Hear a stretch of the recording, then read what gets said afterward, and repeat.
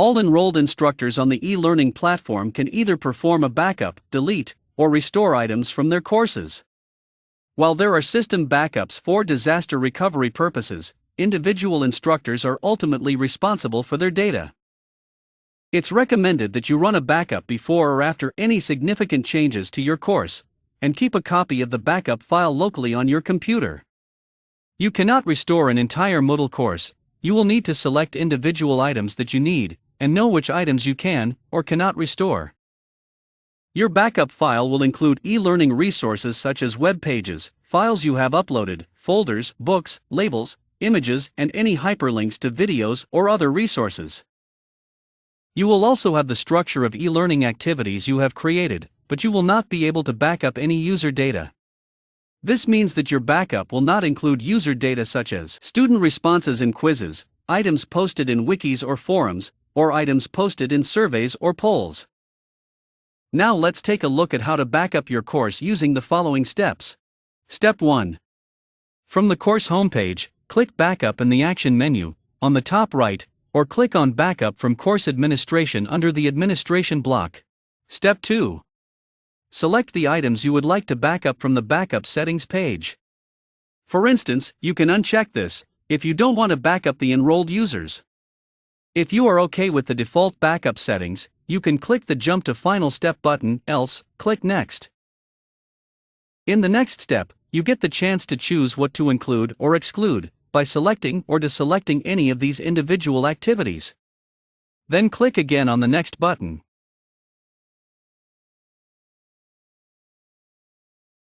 Lastly, you can specify the name you want to give to your backup file, or you can leave it at default. I will name mine October 2021. Down here, you will see the list of items that will be included in the backup. Finally, click on Perform Backup to begin the backup process. This can take some time depending on the number or size of the resources in your course.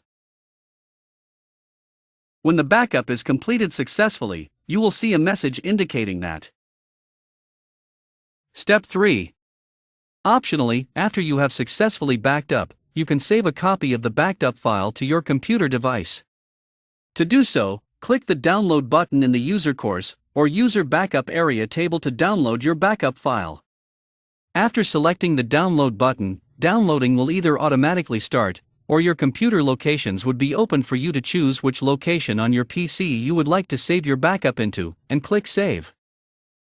Now, let's look at how to delete old backup files. You will need to manage your backup files so that the ones you do not need are removed from the system. Yes, it is a good idea to keep one copy on the server as well. However, older ones that are not required can be removed. Now, to delete old backups. First, click on Restore from the Course Administration block as shown here. Secondly, at the Restore page, check the bottom of the screen and click on the Manage Backup Files button. This will then take you to the Files page where you can see all your backup files. Click on the middle icon at the top right to display them with their file details so you can see the names. Finally, click on the backup file you want to delete, and then click the Delete icon to delete it. You will be asked for deletion confirmation, so click OK to confirm the deletion. Now let's look at how to restore a backed up course. First, go to the Action menu on the top right corner and click on Restore, or click on Restore under the Course Administration block. This will take you to the Restore Pages course backup area, where a list of your backup files is located. From here, click on Choose a File to browse and select the backup file from your local machine. Or, you can click on any of these restore links to restore the backup file from your previous backup.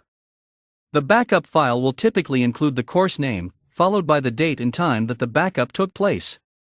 But for mine, I will choose my previous backup, which is backup in October 2021.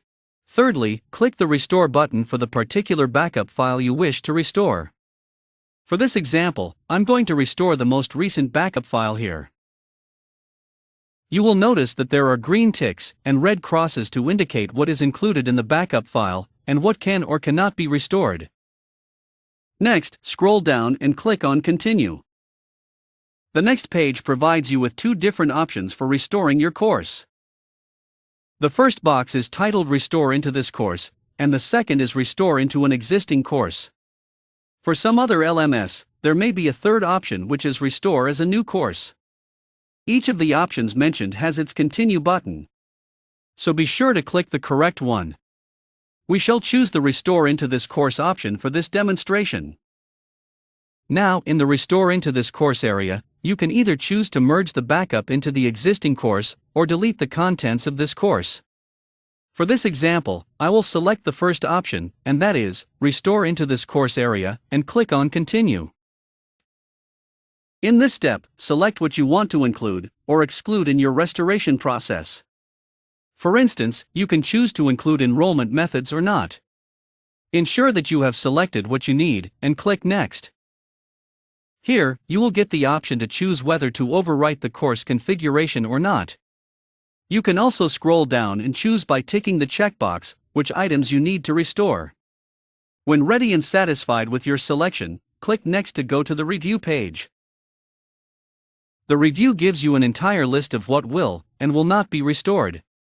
If anything is missing, press Previous to go back to select or deselect items. Otherwise, click Perform Restore.